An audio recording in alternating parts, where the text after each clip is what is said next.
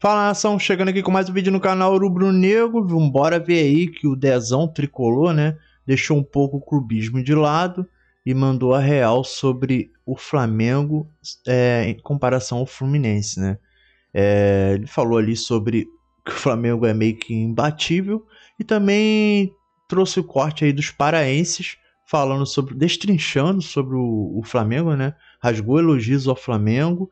E falou também sobre a parte do elenco, a parte tática de como o Flamengo joga e suas peças individuais. Ficou sensacional o vídeo, tá? Os créditos vai estar na descrição, verifica se você está inscrito no canal, deixa esse likezinho aí para dar essa moral, vai me ajudar muito aqui e clica no botão hype aí nos comentários. E bora lá pro vídeo que aqui é sem enrolação. É o melhor elenco das Américas. Das Américas. O Flamengo ele montou um elenco europeu jogando no Brasil, pô. A realidade é essa, pô. A realidade é... Não tem como negar, né? Sem clubismo, assim. Não tem como negar. O time dos caras é muito bom, mano. Tecnicamente falando, é muito forte, pô. É muito forte. Vai ser campeão? Tomara que não. Vai secar? Muito, com todas as forças. Mas falar que o time não é tão bom, baldaço. O Internacional não deve nada ao Flamengo. Porra, ele tá de brincadeira, né, mano? Porra, ele tá de brincadeira. O time do Inter não é melhor que o time do Fluminense. Que é cheio de jogador mediano aí. Porra, aí não dá, né, mano? Porra. Dito isso, vai secar? Pra caralho. Muita coisa. Mas que o time é bom, é. E é muito bem treinado, né? O Felipe Luiz é um ótimo treinador também. Então você junta um time bom com um excelente treinador, fudeu. PPDA, né? Como o William gosta muito. O PPDA, né? Passes por ação defensiva, né? Quantos passes você limita o adversário a cada ação defensiva que você tem? Pouco mais de 3 ao longo do jogo do Flamengo, né? Contra o Internacional. Ou seja, o Internacional trocava 3 passes, o Flamengo roubava. Trocava 3 passes, o Flamengo roubava. Como é que você joga contra isso, né? Como é que você cria qualquer coisa com 3 passes? Dá. É difícil? Muito difícil. É muito complicado. E é uma loucura. E eu gosto de citar muito o Barcelona quando a gente fala de controle de jogo a partir de pressão. Porque é sim o time da posse e gosta sim muito da posse da bola, mas o principal fator é a pressão. É conseguir limitar o adversário e ficar atrás, a não conseguir avançar depois que você sobe as suas linhas. E aí o Flamengo entra nessa espiral positiva dentro dos jogos e aí você vai ver, o adversário vai ficar 20, 30 minutos sem conseguir pegar na bola. Sem conseguir criar alguma coisa, sem conseguir achar uma transição, sem conseguir respirar ao longo do jogo. E esse Flamengo do Felipe Luiz, imagino eu, no seu ápice vai ter essa cara. E eu acho que ainda tá longe do ápice. Porque o Saúl, que faz esse enorme jogo, chegou agora. O Jorginho, apesar de parecer que tem 10 anos de Flamengo, chegou agora. É o próprio Samuel Lino, né? O Samuel Lino chegou agora. Mas o Samuel Lino faz é o famoso impacto imediato. Exatamente, mas chegou de todos esses caras e essas referências desse time, novas referências desse time, chegaram agora. Então, a partir de um momento em que o Flamengo conseguir trabalhar com esses caras por mais tempo, tende a melhorar o nível. O ápice do Flamengo tá longe. Isso é uma loucura, porque o momento já é muito bom. Né? Cara, isso que é o pior de tudo. Desculpa até te interromper, Matheus. Porque é líder do Brasileirão, com jogo a menos, se eu não me engano. Sim. Passa com tranquilidade pelo Internacional, que é um confronto difícil. Internacional que, inclusive, participou do Grupo da Morte. Sim. Atlético Nacional, Bahia, nem lembro qual. Nacional do Uruguai. Enfim, então o que você tá... Perfeito. Grupo da Morte, morreram todos já. Morreram todos, verdade. Mas assim, pra entender o tamanho que pode chegar, né? Até o final da temporada, enfim. Não, o teto desse time é meio assustador, né? Você parar pra pensar. Sim. Porque assim, a qualidade técnica é absurda. Absurda mesmo. E isso que você falou é o que mais assusta, né? O teto desse time ainda não está no nosso horizonte. Mas só trazendo um pouco do confronto, assim, né? O Inter, com o time que tem, pra tentar gerar um pouco de desconforto pro Flamengo, poderia ter um pouco mais da bola, talvez, né? Coisa que o Inter não conseguiu. Então o Flamengo atropela todo mundo, cara. Mas isso que é impressionante. Coisa, né? Até ouvi. Tava ouvindo linha de passe da ESPN ontem e até acho que é o Léo Bertozzi que fala, mas esperava o Inter brigando mais, né? O Inter tentando mais, o Inter pelo menos dentro de casa, empurrado pelo torcedor, duelando mais, né? Eu não sei se o Inter não duelou. Eu acho que o Inter tentou fazer o que dava, mas o Flamengo é muito bom. O Flamengo é muito acima, né? Eu tenho muita dúvida de que os jogadores do Inter entraram nesse jogo. Um jogo qualquer, né? Não vou pôr o pé. Pô, jamais. Isso jamais. Mas tô falando que eu esperava que o Inter conseguisse impor mais o seu ritmo, até pela necessidade. Sim. Não significa que vontade. Isso daí, eu acho balela. Isso daí nunca falta. Acho que.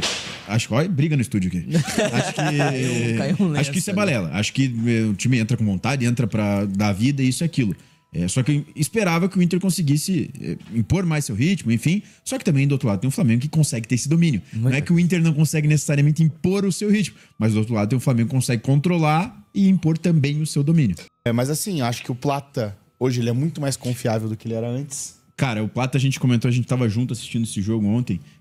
Eu acho ele extremamente subestimado. Eu também acho. Plata joga muita bola. Quando os caras vão falar do elenco do Flamengo, eles falam do Bruno Henrique, do Pedro, do Michael, do Samuel Lino, do Cebolinha. E o Plata raramente é mencionado. O Plata hoje entrega mais que o Bruno Henrique e que o Pedro. Muito mais. Isso é importante. Inclusive, a gente questionou ontem, né, que o Bruno Henrique de titular e o Luiz Araújo no banco. Sim. Eu esperava. O meu Plata Flamengo, de 9, né? O meu Flamengo ideal seria com o Luiz Araújo pela direita. E o Plata de 9. E Plata de 9, igual foi no Mundial, né? Tudo bem, o Luiz Araújo não jogava pela direita, mas eu digo, o Plata foi o 9 do Mundial, né? Nos jogos mais importantes e mais decisivos. Mas independente, ele consegue render jogando na ponta direita, ele consegue render jogando de 9, ele consegue render ali na posição mais ou menos do Arrascaeta, vindo quase como um segundo atacante. Cara, ele é extremamente útil. Só que ele talvez não se dá o devido valor, né? Sim, enfim, certeza. Porque também ele não é protagonista ao extremo. Mas, cara, ele rende muito pra esse time. E o Arrascaeta também é impressionante, né? Até muita gente pinta o Arrascaeta como um facilitador, como um jogador que encontra as melhores opções, como um camisa 10 clássico. Eu acho que ele tá muito longe de ser esse cara.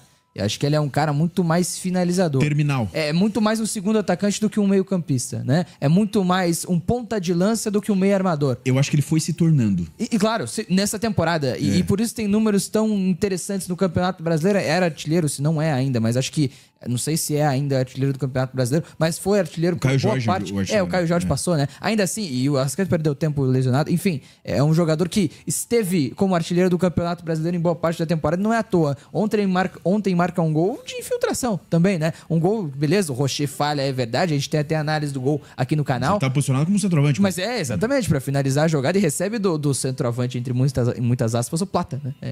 O cruzamento por ali. Então, ele é muito, muito interessante nesse ponto. Tem uma finalização muito qualificada e consegue entrar muito bem na área para finalizar essas jogadas. E acho que é o melhor que esse time do Felipe Luiz consegue ter, assim, do Arrascaeta. Tirar do Arrascaeta. Até porque você vai ver as outras opções para esse entrelinha, né? Pô, chegou o Carrascal agora, que é um jogador também mais de finalização do que de articulação de jogada. Você tem o Luiz Araújo, mais de finalização do que de articulação de jogada. Então, se você tem o Saul e o Jorginho como caras que vão qualificar bem essa saída e vão conseguir entregar boas bolas para os jogadores de frente, talvez você não precise desse articulador, desse Gerson, por exemplo. Não precisa. É que você só mudou o posicionamento das peças. Exato. Em teoria, com o Gerson era o controlador de jogo, jogando mais aberto ali. Tudo bem, ele é um aberto que fechava bastante. Agora você muda com Saúl e Jorginho por dentro ali e as peças mais da frente, mais terminais, mais objetivas, enfim, sem tanto esse controle de jogo que você quer citar. O futebol do Arrascaeta, ele é potencializado dessa forma, né? Sim. Você tendo o Saúl, você tendo o Jorginho, ou propriamente